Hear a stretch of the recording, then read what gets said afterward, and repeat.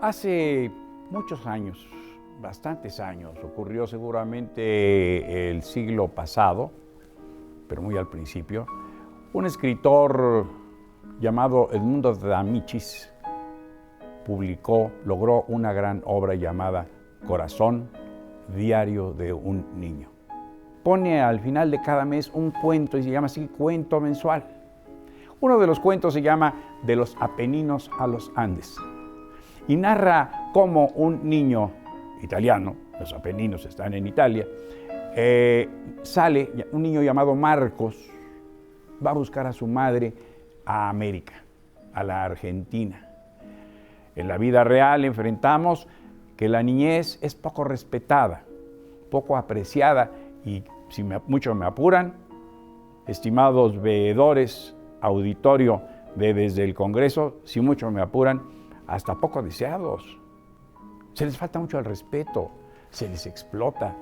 Ya no solamente en la literatura y en la ficción, se les manda a pedir limosna, a causar lástimas, a pedir caridad en nombre de padres haraganes o viciosos que explotan y explotan, esquilman, viven a costa del dolor de esos niños, de que pierdan vergüenza, de que soporten indignidad, indiferencia, desdén, egoísmo. Tempranamente enfrentan los niños los peores sentimientos de este mundo.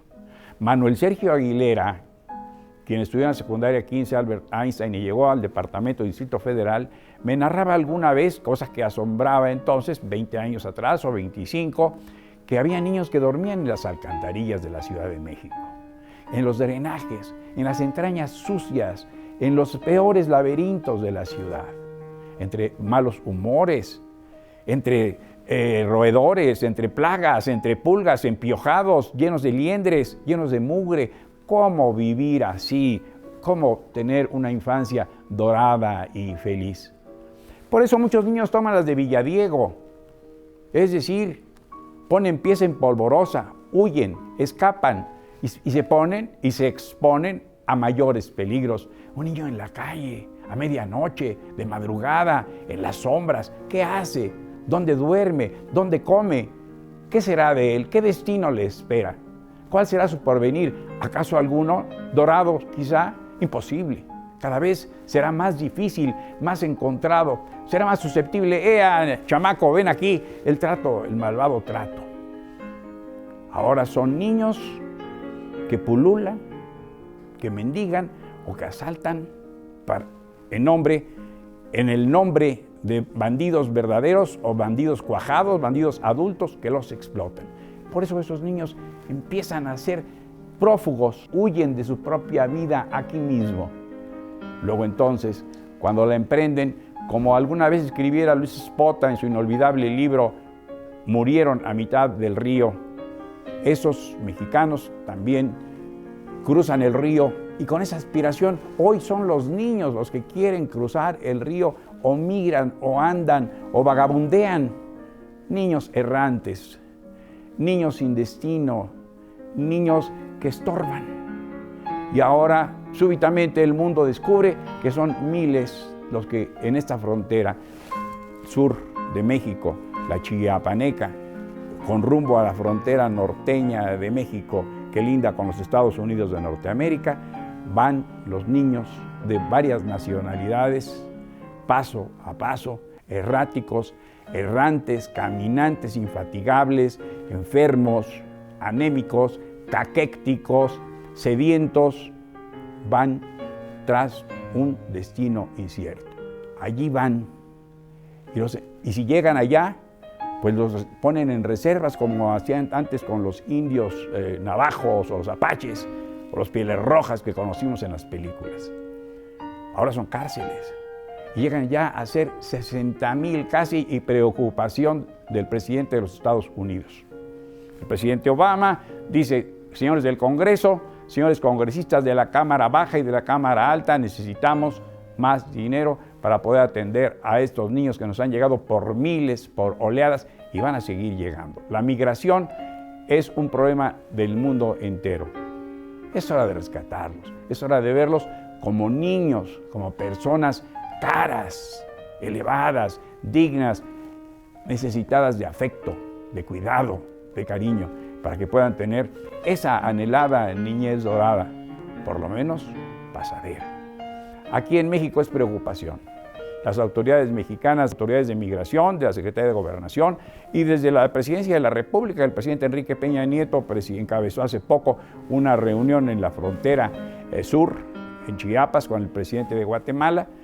El tema que preocupó hasta a la Santa Sede, hasta el Vaticano, al Papa mismo, al Papa Francisco, es enormemente candente, es ingente, es enorme el problema de la niñez, es decir, el futuro del mundo. Si acaso lo son esos niños, atendámoslos en este presente con urgencia y con cariño, con generosidad y con gran filantropía, con gran afecto, recordando también que uno, un día, fue niño también. Soy Miguel Reyes Razo, su servidor. Hasta la próxima.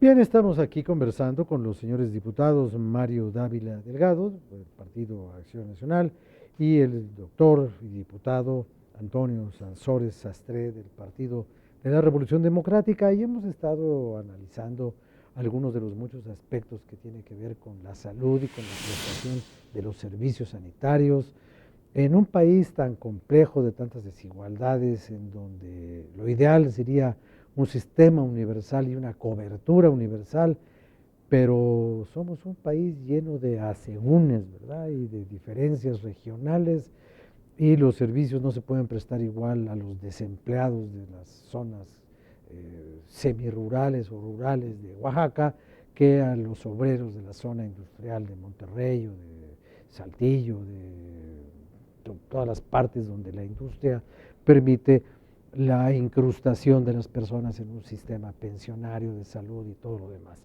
Y hablábamos también sobre los asuntos estos recientemente traídos a la opinión pública de la negligencia médica, de la responsabilidad institucional y de la responsabilidad profesional de los médicos, de los cirujanos y de todos los que intervienen en el complejo y difícil mundo de la atención de la salud.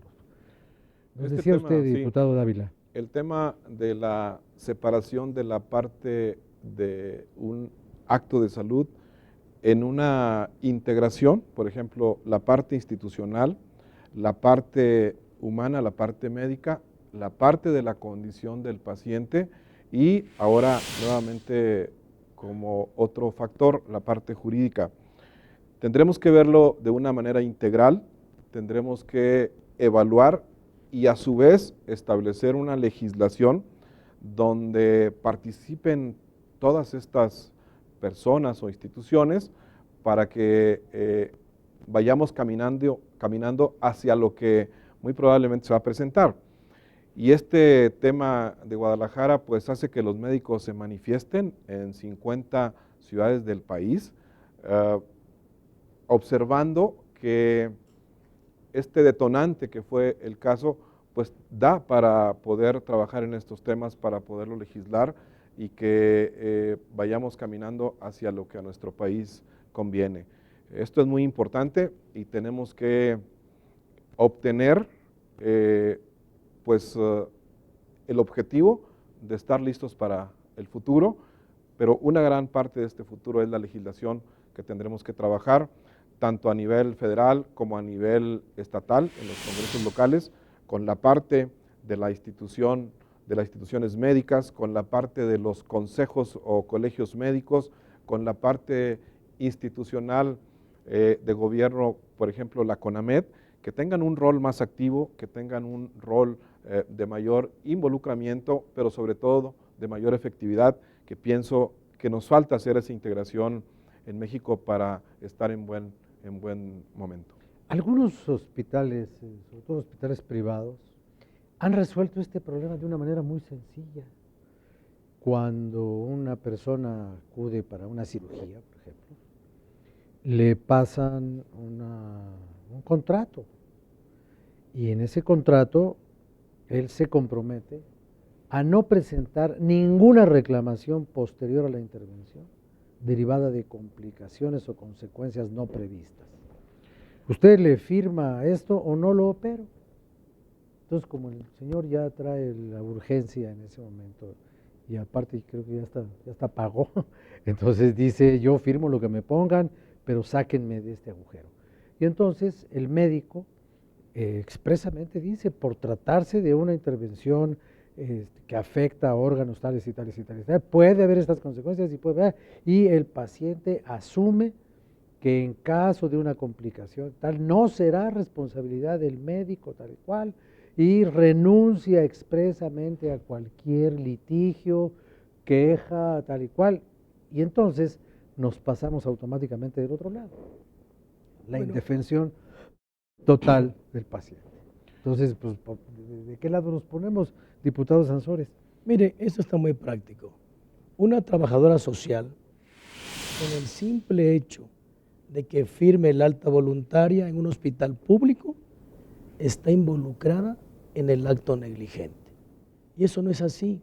Lo que tenemos que ver es la despenalización de manera corporal de la prestación de servicio, porque es un contrato que en todo caso sería una contraprestación arbitraria de servicios la que tendría que defenderse, y eso es del Código Civil y Mercantil y no del Código Penal. Entonces, la situación aquí es distinta. Aunque vaya de por medio una vida humana. Aunque vaya de por medio la vida humana, porque nadie está con la intención, o por lo menos los que estudiamos en las carreras que brindamos servicios de salud, no pensamos en hacerle daño al usuario del servicio. Yo como prestador de servicio, lo que considero es que quien está negligente es el Estado mexicano. Así es.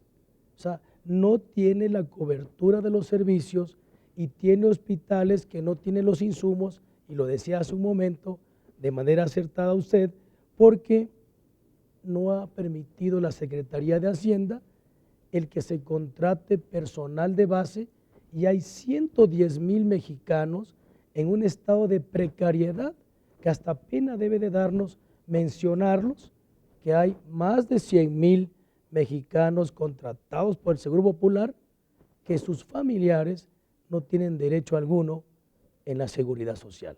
O sea, qué increíble. Y además ellos no tienen base. Ese es un problema que se presenta en todo el país, porque el Seguro Popular da la cobertura al 77% de la población mexicana. Y hay 6.6 millones de pueblos originarios que no tienen cobertura. El ejemplo es el estado de Veracruz, que tiene más de 10,000 poblaciones con menos de 100 habitantes. ¿Qué tipo de servicio le puede brindar el Estado a esas poblaciones? Aunque lo contemple el artículo 4, no es posible. Hay instituciones, hay subsistemas de salud como el ICEMIN, el ISSSTE Sonora, el ISTECH, el ICED en Tabasco, que no tienen el reservorio económico para poder pagar retiros y pensiones, pero que además no les están dando un derecho que los asiste y que ya quedó dentro del artículo 4, el derecho a la vivienda, independientemente que está contemplado en otros artículos de la Ley General del Trabajo. El problema es que hemos crecido en la demanda y el Estado es insuficiente. El ejemplo hoy del estado de Tabasco y del estado de Sonora. En Tabasco, después de ver 27 pacientes, un ginecobstetra, alguien pare en el baño y es negligente el ginecobstetra, y viene la mano dura y le suspenden sin que el comité de bioética, porque además en la salud hay comités que pueden analizar los eventos que ocurren, y son comités de bioética, pero como la bioética no tiene pena ni administrativa, sino que es un concepto que tiene que ver con la calidad ética y moral del individuo, entonces no pasa más, pero se estudia de manera tan profunda, y tenemos el caso de Guaymas, donde un indigente llega y muere en la banqueta y cesan al director del hospital. Los hospitales no son albergues. O sea, esa es otra cosa que tiene que ver el Estado, y es el Estado mexicano, porque está brindando servicios en base a densidades e indicadores de densidades poblacionales. Entonces, no hay tal cobertura universal.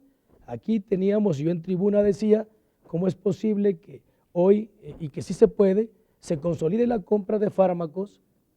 42 mil millones de pesos se licitan a nivel nacional y ya el Seguro Social es quien licita internacionalmente y hay un ahorro de 5 mil millones de pesos. El sistema de referencia familiar de régimen voluntario del Seguro Social, que costaba 850 pesos, hoy vale 8,500, casi lo que vale una mutualista de seguros, para brindar un servicio de régimen voluntario familiar. Es la modificación al artículo 242 del Seguro Social, y si estaba deficitario el régimen voluntario, ¿por qué con el ahorro de los 5 mil millones de pesos no se cubrió ese déficit, que justamente es de 5 mil millones? Hubiera quedado Hubiera a mano. quedado saldado. Pero nosotros tenemos organismos colegiados, que somos por inercia, inherentemente, asesores del Ejecutivo. Pero ¿en dónde están los asesores del Legislativo? En donde tenemos presidentes de la Comisión de Salud que no son médicos. O sea, el diputado Elías no es médico. Y digo, no quiere decir que sea... Claro, ha habido secretarios de salud que no son es médicos, correcto. ¿No? Por eso es que están ocurriendo cosas y están apretándole la mano a quien brinda un servicio de carácter humano, que es el médico. No es el negligente el médico. Negligente es el Estado mexicano, que no tiene la capacidad de poder atender a la población mexicana demandante de servicios. Y cada región es diferente. Estamos hablando de la región sur-sureste, y bueno, y si hablamos del norte, pues no hay tanto problema, aunque lo hay. No tienen agua potable. Que es un derecho humano y que está contemplado en el artículo 4. Sí, el agua entubada es una cosa y el agua potable es otra cosa. Hay pueblos como Calvillo de Aguascalientes que tiene el índice más alto de prevalencia para la insuficiencia renal infantil. Porque el agua está llena de sal. Está llena de minerales y todavía estamos permitiendo la explotación en Coahuila, de donde es Mario, para que con millones de litros de agua fracturen la capa tectónica terciaria para poder recibir gas luquita o el gas dulce. Es un problema complejo. Ese es el fracking famoso con el que nos quieren llevar al primer mundo de la energía, ¿no? Necesitamos la colegiación obligatoria. Déjeme, diputado Sansores, hacer una pausa porque ya estamos terminando este bloque, y si usted me permite, continuaremos al regreso con la opinión del diputado Dávila Delgado, que creo que tiene por ahí algo interesante que comentar sobre todo esto. Permítanos un segundo y ahorita mismo regresamos.